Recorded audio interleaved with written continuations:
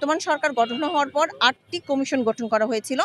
সেই কমিশনেরও বিভিন্ন রকম কথা নিয়ে, বিভিন্ন রকম সুপারিশের কথা নিয়ে আমরা বারবার তার সমস্যা নিয়ে আমরা কথা বলেছি। এই কথা বলতে গিয়ে আমরা দেখেছি যে আমাদের কর্মকর্তা, 25 ক্যাডারের কর্মকর্তা, যারা ফেসবুকে খুব সাধারণভাবে, সাবলীলভাবে আমাদের বর্তমান সরকারকে বিভিন্ন রকম উপদেশ দিয়েছেন, কিভাবে জনপ্রশাসন আরও ভালো করা যায় এই পরামর্শ দিয়েছেন। বাট এই জিনিসগুলো অন্য একটা বিশেষ ক্যাডার তারা ভালোভাবে নিতে পারেনি। তারা আমাদেরকে বিভিন্নভাবে অ্যাটাক করেছে, অনেক খারাপ ভাষা দ্বারা ইউজ করেছে সামাজিক যোগাযোগ মাধ্যমে। কিন্তু তারপরও তাদের কোনো কর্মকর্তাকে কোনো রকমভাবে কোনো রকম শাস্তি আওতায় আনা হয়নি। কিন্তু আমাদের 25 ক্যাডারের মধ্যে 12 জন কর্মকর্তাকে কোনো রকম কারণ ছাড়া, কোনো রকম পূর্ব নোটিশ ছাড়াই তাদেরকে সাসপেন্ড করা হয়েছে।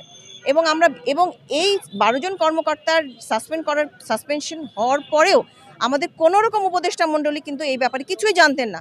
আমরা নিজেদের তাগিদে তাদেরকে সব উপদেষ্টা মণ্ডলীকে আমরা জানিয়েছি। 26টি ক্যাডার আছে বিসিএসে। এই 26টি ক্যাডারের মধ্যে 25টি ক্যাডার আজকে আমরা এক হয়ে আন্দোলনে অংশগ্রহণ করেছি।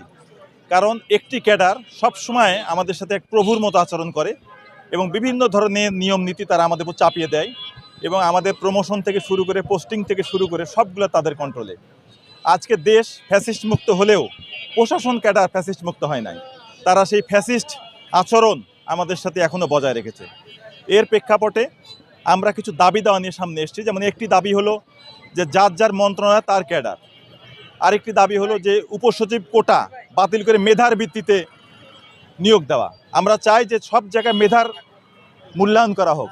মেধাবী লোকজন যদি প্রশাসনে বা বিভিন্ন জায়গায় আসে তাহলে তার দ্বারা দেশ জাতি উপকৃত হবে। এর প্রেক্ষাপটে আমরা দীর্ঘদিন থেকে আন্দোলনটা চালিয়ে আসছি।